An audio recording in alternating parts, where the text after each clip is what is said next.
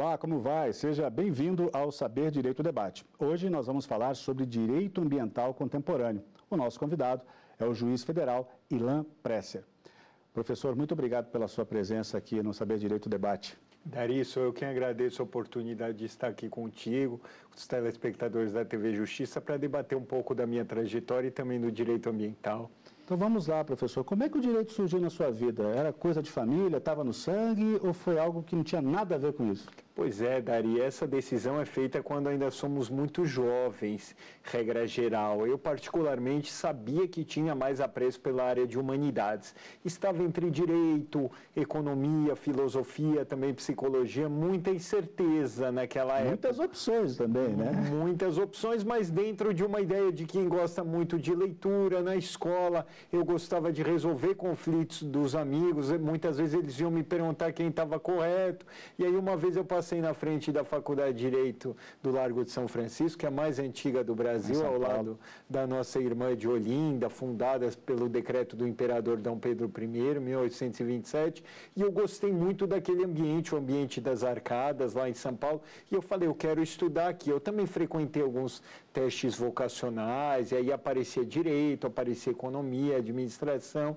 e aí eu decidi muito pela questão de humanas, por gostar de resolver conflitos e também pela Faculdade do Largo de São Francisco. E como é que foi esse período na faculdade? O período foi excelente e todos têm um carinho pela Faculdade de Direito do Largo de São Francisco, quem passa por lá, ainda aqueles que não gostam de direito, porque é um terreno de discussão aberta de ideias, aquela nossa selva de pedra, como já dizia o professor Goffredo, saudoso professor Goffredo Teles. Então é uma fase muito boa, são colegas muito bacanas e a gente acaba aproveitando muito, discutindo os pontos do Brasil, um lugar que já teve tantos ex-presidentes da República como alunos, inclusive o atual, e também teve vários professores e juristas famosos. É um caldo de cultura ali para discussões sobre o presente e o futuro do nosso país. Os seus professores também contribuíram decisivamente para a sua formação? Sem dúvida, sempre alguns professores marcam o aluno, né? Isso que me levou ao desejo de ser professor e também ser juiz, que eu entendo que é uma função que também é pedagógica para a comunidade. Então eu tive, por exemplo, professor de constitucional Elivaldo da Silva Ramos, que é Procurador-Geral do Estado em São Paulo, aulas que realmente despertaram muita vontade de saber mais. Professor Tércio Sampaio Ferraz Júnior, que deu a introdução ao estudo do direito, próprio ministro Eros Grau, que deu aula de direito econômico para mim, são professores que marcaram muito e deram aquele estímulo para que eu pudesse prosseguir nos estudos, porque a faculdade de Direito é feita muito pelo aluno, né? Direito é um jogo de palavras, e aí nós devemos ter o nosso interesse pela leitura. O professor é um ponto de partida para instigar e estimular a reflexão pelos alunos. Uma vez encerrado o curso, o que é que o senhor foi fazer? Foi estagiar, foi estudar para concurso? Pois é, no 5º ano, no final do curso, abri um concurso para procurador da Fazenda Nacional. Como para ser juiz, que é aquilo que eu queria para mim, são necessários 3 anos de prática jurídica, eu fiz a prova, inclusive a segunda fase do concurso da PFN, da Procuradoria da Fazenda Nacional, fiz no mesmo dia da OAB, da primeira fase da OAB, porque naquela época, ao contrário de hoje, a OAB só poderia ser feita depois que você fosse formado. Então, a segunda fase da PFN foi no mesmo dia da primeira fase da OAB. Aí eu acabei exercendo o cargo de Procurador da Fazenda Nacional por 4 anos, antes de ser juiz. Como isso o ajudou, professor? Eu acho que para ser juiz é importante que você tenha uma experiência prévia, porque você decide o destino das pessoas. É uma função que lembra muito a do médico. Ambas decidem o futuro da vida das pessoas. Então, estar do outro lado do balcão como advogado, ainda que como advogado público, ajuda a ter esse exercício de alteridade, entender como funcionam as coisas, nos amadurece para o exercício da função jurisdicional. E aí o senhor se preparou e conseguiu ser aprovado no concurso para juiz federal? Pois é, eu assumi a Procuradoria da Fazenda no interior do Pará, em Marabá, depois retornei a São Paulo e aí, concomitantemente, exercia a atribuição de procurador da Fazenda, que, embora importante, eu não me via fazendo aquilo pelo resto da minha vida. Muito fulcrado em números. Claro que é uma tarefa fundamental. Sem arrecadação de recursos, o Estado não pode prestar nenhum serviço público. Mas eu via numa função muito indireta esse interesse público secundário de arrecadar, muito indireto, distante daquilo que eu queria. E aí, concomitantemente, eu me preparei para o concurso de juiz federal e também fui aprovado para juiz de direito lá em São Paulo, mas eu preferi a matéria federal, por isso fiz a opção pela carreira federal. Hoje, como é a sua rotina de juiz federal? Com que tipo de caso o senhor mais lida? De onde vem mais processos para o senhor? Hoje eu faço parte do Tribunal Regional Federal da Primeira Região e eu titularizei em Belém do Pará. No início eu acumulava Belém do Pará com a subseção de Itaituba, onde eu tive a oportunidade de julgar várias questões ambientais, indígenas, de povos e comunidades tradicionais, que de certa forma me levou também a lecionar nessa matéria, porque a Amazônia é o local propício para a discussão sobre direitos ambientais, socioambientais. E hoje eu estou na turma recursal. E aí a turma recursal, ela tem por atribuição julgar os recursos dos juízes do Juizado Especial Federal. E lá na turma recursal de Belém do Pará, eminentemente a matéria que nós julgamos ali são benefícios previdenciários, em especial rural, porque a jurisdição ela abarca o Pará e Amapá. Benefícios assistenciais, algumas ações de dano moral também, mas a maior parte da demanda é sobre benefícios previdenciários e assistenciais.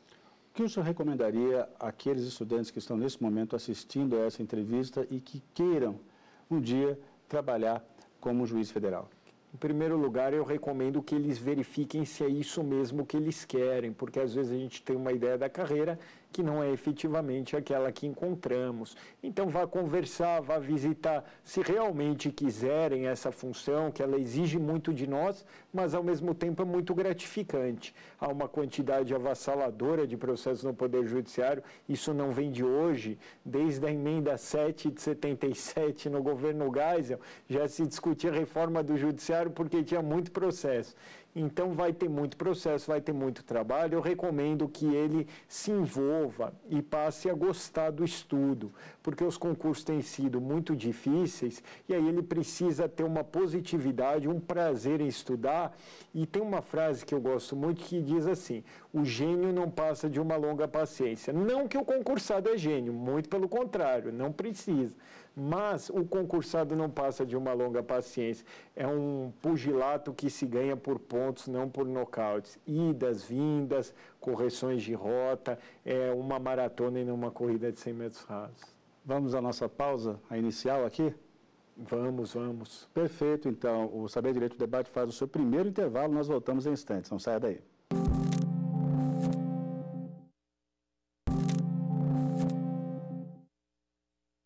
O Saber Direito Debate está de volta, hoje com o juiz federal Ilan Presser. Nós estamos falando sobre direito ambiental contemporâneo. Professor, durante a semana foi exibido o curso que o senhor deu aqui na TV Justiça e eu queria saber em quem o senhor pensou, qual foi o foco desse curso? O curso de Direito Ambiental Contemporâneo que nós ministramos aqui não teve como foco primordial, sob a minha ótica de ver, a questão vertical de um professor que vai ensinar como alguém que sabe mais que os alunos. Muito pelo contrário, a minha ideia era provocar instigações, reflexões, induções sobre a necessidade de maior sustentabilidade, sairmos de uma economia linear para uma economia circular e uma descarbonização da economia. Portanto, eu me darei por satisfeito se eu incentivar e gerar reflexão. Mas ele foi direcionado também aos concurseiros, aos acadêmicos de direito, aos profissionais que querem se reciclar e até mesmo, Dari, aqueles que não são da área jurídica, mas trabalham com as questões ambientais, como biólogos, químicos, fiscais do IBAMA ou de entidades estaduais. Então, teve um escopo muito amplo de motivação pelo estudo e pela paixão ao direito ambiental, mas também esse sentido pragmático de concurso, atuação profissional. Então, vamos falar mais sobre esse escopo tão amplo, né, professor? Vamos começar aqui. Preservacionismo e ambientalismo social. O senhor pode explicar a diferença para a gente? Pois é, Dari, essa questão do preservacionismo é uma visão clássica, que considera que o meio ambiente, e ele era considerado só um meio ambiente natural, é um passivo que deve ser preservado. Então, por exemplo, uma unidade de conservação está lá, ela é um passivo, é algo que tem que ficar lá, para que nós tenhamos uma existência e qualidade de vida da existência no planeta. Já o socioambientalismo, ou ambientalismo social, considera o ser humano integrado na questão ambiental. Então, por exemplo, considerações de justiça social também são ambientais, o meio ambiente artificial, que é a qualidade de vida nas cidades, para o ser humano também é uma questão ambiental, a questão cultural, as minorias, os povos e comunidades tradicionais, o próprio meio ambiente do trabalho, que é onde nós estamos aqui, é parte da questão ambiental. Então, vamos dar um exemplo para ficar mais claro. Vai haver a construção de um empreendimento hidrelétrico na Amazônia, vai alagar áreas que têm hoje comunidades tradicionais. Elas também fazem parte da questão ambiental e devem ser consideradas através de uma visão holística. Esse é o socioambientalismo. Do ponto de vista conceitual, como é que o senhor avalia a política nacional do meio ambiente? A Política Nacional do Meio Ambiente, ela tem a lei, que é uma lei anterior à Constituição 6938 de 81, que foi recebida pela Constituição. Agora, acredito, Dari, que o sentido da pergunta é ligado a hoje, né, às questões ambientais. É um momento em que os ambientalistas têm dito que é um momento de retrocessos.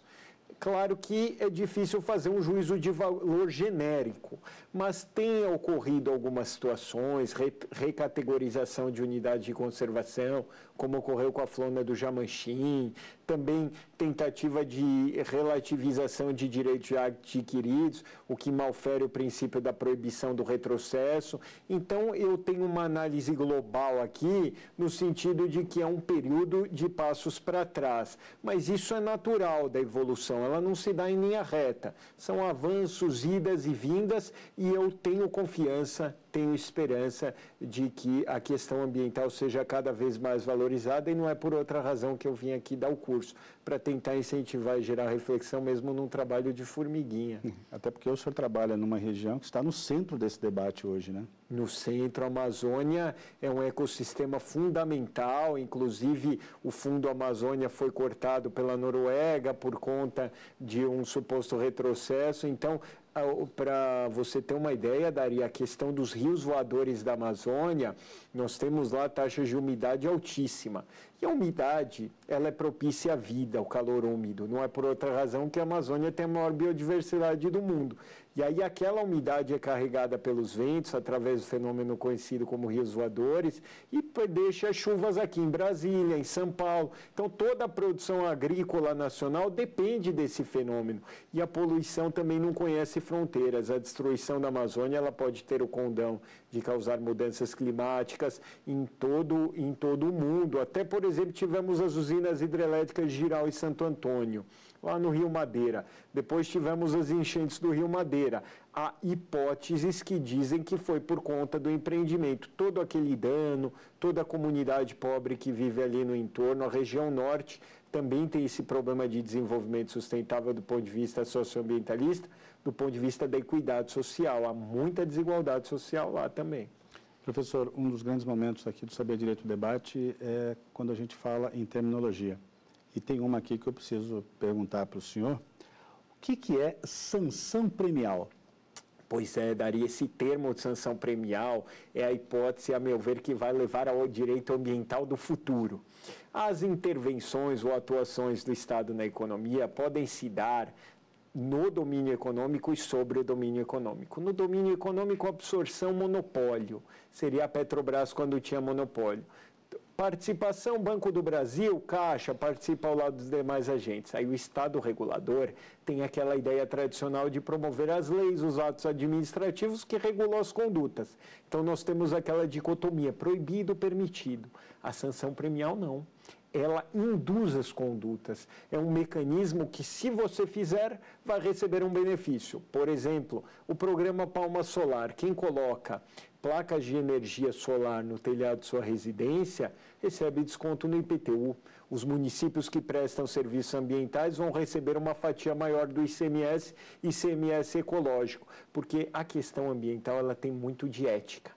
Mas só ética não resolve os problemas. É preciso ter estímulos econômicos, já que vivemos em uma sociedade capitalista, e benefícios para aqueles que prestam serviços ambientais, porque eles serão revertidos para toda a coletividade. Trata-se de um bem difuso. Então, essa é a sanção premial. Ela não proíbe nada, ela simplesmente estimula, instiga e induz um comportamento que vai reverter em favor do macro bem ambiental e equilíbrio ecológico. Para a gente encerrar este bloco, professor, como é que funciona a teoria do bolso profundo, é esse nome, né? A teoria do bolso profundo na responsabilidade ambiental? Pois é, a responsabilidade ambiental e o processo, eu tenho que o processo ele deve ser instrumento para uma finalidade, dentro de uma ideia de processo formalista valorativo.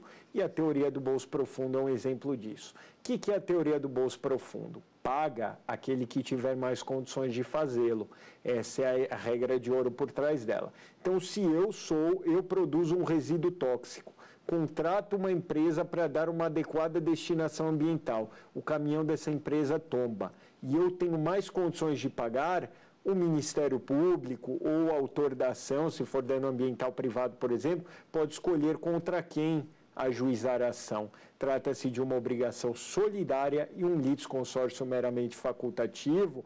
Para fins, outra hipótese do bolso profundo que é interessante, foi um programa lá no Pará, não só no Pará, mas também, o Carne Ilegal, que era assim, se comprar o gado de área que é produto de grilagem de terra de desmatamento ilegal, o supermercado vai responder pelo passivo ambiental. Então, ao bolso profundo, grandes redes de supermercado podem ser instadas a pagar nos termos da teoria do bolso profundo.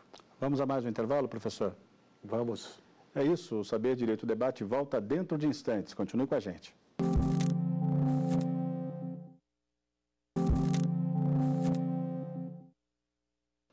Voltamos com o Saber Direito Debate. Hoje nós recebemos o juiz federal Ilan Presser. O assunto, Direito Ambiental Contemporâneo. Professor, agora é o momento em que nós falamos dos livros, né, que os nossos convidados sempre trazem, e o que o senhor indicou aqui, de Romeu Tomé, Manual de Direito Ambiental. O que o senhor pode falar sobre esse livro? Dari, eu queria trazer um livro para os concurseiros que nos assistem, porque eu sei que o Saber Direito ele tem uma audiência muito grande daqueles que prestam concurso. E o Romeu Tomé tem o que é o livro mais completo para aqueles que se preparam para concursos públicos rigorosos, como Magistratura Federal, Ministério Público Federal. Ele traz muita jurisprudência dos tribunais superiores, STF, STJ, traz a doutrina que costuma aparecer na prova, e eu sempre digo para os meus alunos concurseiros, cuidado para não se perder em um livro só, em uma matéria, a gente precisa de um conhecimento horizontal. Então, o Romeu Tomé já é grande, tem outro livro para concurseiros também, Frederico Amado, aí os colegas veem qual se adapta melhor. Mas foi homenageando os concurseiros que nos assistem pelo Brasil. Tá certo, o senhor também trouxe aqui de Edis Milaré, Direito do Ambiente. O que o senhor pode falar sobre esta obra? Dari, essa obra é mais voltada para aqueles acadêmicos ou que querem fazer uma pesquisa mais profunda. O próprio livro já diz tudo, né? A grossura dele. Ele tijolaço, né? É um tijolão esse aqui. É um precursor do direito ambiental. Poderia ter trazido o professor Milaré, que hoje é advogado, também um jurista, um precursor. Poderia ser o Bessa Antunes também, o professor Paulo Afonso Leme Machado. Esse não é voltado para o concurseiro. Então, somente se quiser fazer uma outra consulta. É para o acadêmico e o profissional que se vê na necessidade de lides tão complexas como o juiz. Já tive que consultar muitas vezes o livro do professor Milaré. É uma obra de consulta, então, de referência mesmo. De consulta e referência. Professor, o senhor também trouxe aqui de Eliane Cristina Pinto Moreira, Justiça Socioambiental e Direitos Humanos, uma análise a partir dos direitos territoriais de povos e comunidades tradicionais. O que dá para se falar sobre esse livro? Daria a razão de ter trazido esse livro. Ele foi lançado agora, Eliane Moreira é uma grande amiga minha, nós integramos juntos um grupo de estudo aqui em Brasília sobre o Ministério Público e a Magistratura, e Eliane Moreira é professora da Universidade Federal do Pará e também promotora de justiça lá no Pará. A minha ideia foi trazer à lume a necessidade do controle de convencionalidade, que ainda vai crescer muito, ou seja, a importância dos precedentes da Corte Interamericana de Direitos Humanos. A professora Eliana traz vários desses precedentes, ainda são pouco citados nas decisões judiciais. E é um livro para quem? Esse livro, ele é muito voltado também para concurseiros, porque tem caído em alguns concursos precedentes da Corte, e quando não é cobrado especificamente citá-los em uma prova discursiva ou oral, sempre vai ser positivo. E também para aqueles que militam na área ambiental, isso porque eu já fundamentei isso muito nas decisões. Nós não podemos simplesmente imaginar que a questão da Corte Interamericana de Direitos Humanos não existe. O Brasil foi condenado agora, no caso da Fazenda Brasil Verde, por trabalho escravo realizado no Pará. Então, o juiz deve fazer o controle de convencionalidade no que se refere aos precedentes da Corte Interamericana, como faz com os precedentes aqui do Supremo Tribunal Federal. O senhor também trouxe aqui Direito Constitucional Ambiental Brasileiro, organizado, este livro, por José Joaquim Gomes Canutilho e José Rubens Morato Leite. A razão de trazer esse livro foi, primeiro, os dois professores organizadores. Canutilho é um constitucionalista reconhecido no mundo inteiro, português. E Rubens Morato Leite, professor da Universidade Federal de Santa Catarina.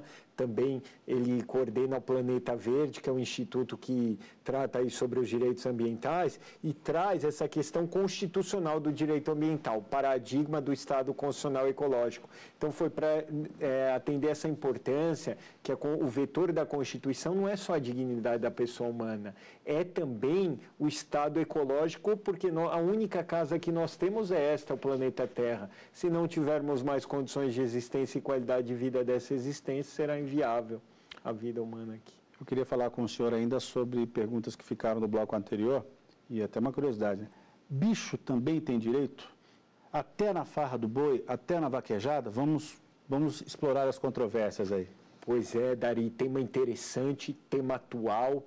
As faculdades norte-americanas, muitas delas têm cadeiras do direito dos animais. Esse tema tem sido muito discutido na Europa. Recentemente, França, Nova Zelândia tiveram alterações legislativas para dar mais direitos aos animais. Já tivemos casos, no Brasil eu não conheço nenhum provido, mas na Argentina tivemos um HC, habeas corpus de chimpanzé provido.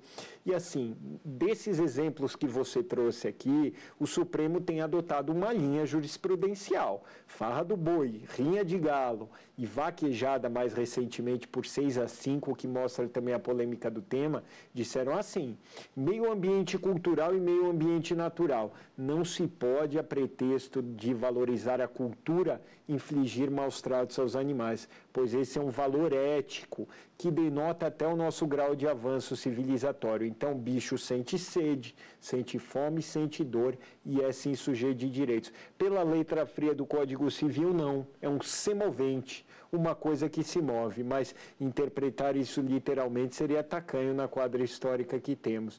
Então, para responder de forma bem objetiva, bicho tem sim direitos e muitos, e ainda precisamos avançar muito nessa temática. Eu queria que o senhor explicasse para a gente o princípio da precaução em relação aos campos eletromagnéticos. Pois é, Dari, esse tema da precaução, qual que é a ideia-chave por trás dele? É que ele visa gerir a espera da informação. Às vezes nós queremos logo agir, uma necessidade imediata de ação, mas os conhecimentos científicos ainda não evoluíram. Nós temos em São Paulo linhas de transmissão de energia elétrica. Tem a geração, vamos imaginar uma usina, a transmissão e a distribuição. Essas linhas de transmissão geram campos elétricos, campos magnéticos, que dizem que eles aquecem as estruturas celulares dos organismos vivos, e aí pode dar doenças, cansaço e até câncer. Só que isso é algo incerto, não se tem certeza. O Brasil segue o padrão da OMS, através da Lei 11.934 de 2009. E aí a Suíça tem um padrão muito mais restritivo. Se for se cumprir isso, teria que trocar todas as linhas de transmissão, que é muito caro. O Supremo julgou por 6-4 que o princípio da precaução não pode levar a temores infundados, então esses padrões da OMS hoje são suficientes. Para encerrar em 30 segundos, professor, crime ambiental prescreve? Pois é, o crime prescreve. O que é imprescritível é o dano ambiental público no que se refere à responsabilidade civil ambiental. Então, crime ambiental é prescritível. Professor, eu queria agradecer pelo seu tempo, pelos esclarecimentos. Muito obrigado por dividir também um pouco da sua história conosco. Dari, sou eu quem agradeço a oportunidade de falar com um público tão seleto sobre a minha trajetória e, principalmente, fazer com que as tragédias do passado e do presente sejam evitadas no futuro, porque o juiz ele não olha só retrospectivamente, ele olha prospectivamente em perspectiva. Há uma função preventiva essencial da responsabilidade civil, que é a eliminação de fatores intoleráveis e que tragédias como a de Mariana, por exemplo, não venham a se repetir no futuro. Muito obrigado. Tá certo. Esta edição do Saber Direito Debate fica por aqui, mas você pode revê-la na internet. É só acessar tvjustiça.jus.br. Perguntas e sugestões podem ser enviadas para o nosso e-mail, saberdireito@stf.jus.br. Muito obrigado pela companhia e até a semana que vem.